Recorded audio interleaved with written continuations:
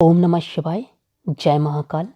जैसा कि आपको पता है, कल 25 दिसंबर का दिन है और कल रविवार का दिन है और कल शुक्ल पक्ष की द्वितीया तिथि है। यदि आपके घर में कोई व्यक्ति है जो लंबे समय से बीमारी से परेशान है, उसको यदि कोई भी बीमारी हो, चाहे वो लीवर की हो, ब्लड प्रेशर की हो या फिर गठिया बाई की हो या फिर कोई भी बीमारी हो, चाहे वो माइग्रेन की बीमारी हो या फिर उसको ब्लड प्रेशर की बीमारी होगी या शुगर की बीमारी होगी, तो आपको रविवार के दिन आपको सुबह के समय या प्रदोष काल में एक धतूरे वाला उपाय करना है। और जब आप यह उपाय करेंगे, आप देखेंगे उस व्यक्ति को जितनी भी बीमारी थी वह मात्र 3 दिन के अंदर समाप्त हो जाएंगी। यह जो उपाय है, यह उपाय पूज्य गुरु जी ने अपनी कथा के दौरान ही बताया था। तो इसके लिए आपको सबसे पहले एक धतूरे की आवश्यकता होगी। आपको यह धतूरा पूजा की दुकान पर आसानी से मिल जाएगा। तो आपको केवल एक धतूरे की आवश्यकता होगी। अब आपको इस प्रकार कमल गट्टों की आवश्यकता होगी। आपको एक कमल गट्टे की आवश्यकता होगी। अब आपको चावल की आवश्यकता होगी। आपको एक चावल के दाने की आवश्यकता होगी। यह चावल का दाना कहीं से खंडित नहीं होना चाहिए। चावल का दाना कहीं से टूटा हुआ नहीं होना चाहिए। चावल का दाना साबुत होना चाहिए। तो आपको एक चावल के दाने की आवश्यकता होगी। अब आपको इस प्रकार एक काली मिर्च की आवश्यकता होगी। यह काली मिर्च भी कहीं से टूटी हुई नहीं होनी चाहिए, ना ही खंडित होनी चाहिए। यह काली मिर्च साबुत होनी चाहिए। अब आपको इस प्रकार एक जल के पात्र की आवश्यकता होगी और इसमें आप जो जल लेंगे वह जल घर का जल होना चाहिए। अब आपको क्या करना है, अब आपको इन सभी चीज़ों को अपने हाथों में लेना है और शिव मंदिर चले जाना है जहाँ पर शिव मंदिर स्थापित है। आपको यह उपाय सुबह करना होगा या प्रदोष काल में करना होगा। अब आपने जो एक चावल का दाना लिया था वह महादेव के ऊपर समर्पित करना है।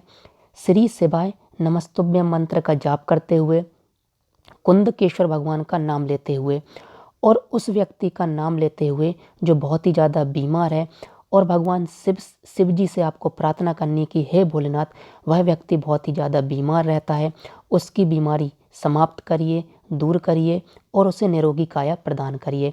इस प्रकार आप एक चावल का दाना समर्पित करेंगे, फिर एक काली मिर्च समर्पित करेंगे अपनी मनोकामना को बोलते हुए। इसके बाद आप क्या करेंगे, आपने चावल समर्पित कर दिया, काली मिर्च समर्पित कर दिया, इसके बाद आप एक कमल गट्टा समर्पित करेंगे महादेव से प्रार्थना करते हुए। और इसके बाद जो सबसे महत्वपूर्ण है, आप एक धतूरा समर्पित करेंगे भोलेनाथ को श्री शिवाय नमस्तुभ्यम कुंदकेश्वर भगवान का नाम लेते हुए और अपनी मनोकामना को बोलते हुए और उस व्यक्ति का नाम बोलते हुए जो व्यक्ति बहुत ही ज़्यादा बीमार रहता है। और जब भी आप चावल का दाना, काली मिर्च और आप कमल गट्टा और धतूरा समर्पित करेंगे, आप उस व्यक्ति का नाम लेंगे, साथ ही आप कुंदकेश्वर भगवान का नाम लेंगे और भगवान शिव जी से प्रार्थना करेंगे। इसके बाद आपने जो जल का पात्र लिया था वह भोलेनाथ को समर्पित करेंगे श्री शिवाय नमस्तुभ्यम मंत्र का जाप करते हुए और कुंदकेश्वर भगवान का नाम लेते हुए और उस व्यक्ति का नाम लेते हुए जो व्यक्ति बहुत ही ज़्यादा बीमार है। इसके बाद जब आप भोलेनाथ को जल समर्पित करेंगे तो यह जल भोलेनाथ से होता हुआ जलाधारी से नीचे आएगा। जब यह जल जलाधारी से नीचे आएगा तो आप इसे किसी पात्र में इकट्ठा कर लेना होगा। और जब आप यह किसी पात्र में इकट्ठा करेंगे तो आप इस जल को अपने घर ले जाएंगे और जो व्यक्ति बहुत ही ज़्यादा बीमार है उस व्यक्ति को लगातार 3 दिनों तक यह जल पिलाएंगे। यदि यह व्यक्ति जल खुद पीता है तो बहुत ही अच्छी बात है। यदि वह व्यक्ति जल नहीं पीता है तो उसे चाय में या खाने के साथ आप यह जल देंगे, उसे बिना बताए। और जब भी आप उस व्यक्ति को यह जल देंगे, कुंदकेश्वर भगवान का नाम लेंगे, श्री शिवाय नमस्तुभ्यम मंत्र का जाप करेंगे और ओम नमः शिवाय मंत्र का जाप करेंगे और भगवान भोलेनाथ से प्रार्थना करेंगे कि हे भोलेनाथ, मैं इस व्यक्ति को यह आपका जल दे रहा हूँ, इसकी सभी बीमारियों को समाप्त करिए और इसे निरोगी काया प्रदान करिए।